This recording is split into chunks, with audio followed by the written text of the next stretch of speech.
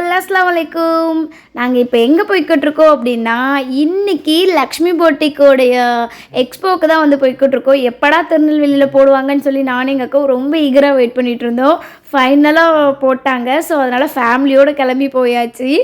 And of course Anandhi மேமை பார்க்கணும் அப்படின்றதும் ஒரு ரீசன் தான்.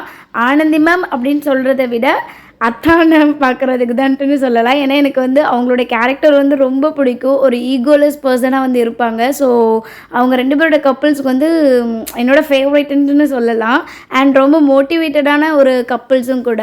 நம்மளோட ஈத் வ்ளாகில் கூட நான் ஆல்ரெடி சொல்லியிருப்பேன். அவங்கக்கிட்ட தான் நாங்கள் வந்து சாரீஸ் எல்லாமே பர்ச்சேஸ் பண்ணியிருந்தோம் அப்படின்னு சொல்லிட்டு 3 to 4 இயர்ஸாக அவங்கக்கிட்ட நான் பர்ச்சேஸ் பண்ணிகிட்ருக்கேன். பட் அது எல்லாமே வந்து ஆன்லைனில் தான் இருக்குது. ஸோ ஆஃப்லைனில் எப்படா போடுவாங்கன்னு வந்து வெயிட் பண்ணிகிட்டு இருந்தோம்.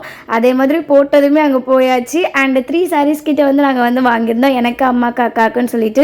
ஸோ அது என்ன அப்படிங்கிறத வந்து நான் நெக்ஸ்ட் வீடியோவில் காட்டுறேன். அங்கே வந்து எக்ஸ்போ போட்ட ஃபஸ்ட் டேவே வந்து போயாச்சு. மார்னிங் ஒரு 11 o'clock கிட்ட வந்து போயிட்டோம். ஸோ அதனால் அந்தளவு வந்து அப்போ வந்து ரஷ் இல்லை. பட் ஆனால் போக போக ஆஃப்டர்நூன் மேலே வந்து ரொம்பவே வந்து கூட்டம் வர ஆரம்பிச்சிருச்சு.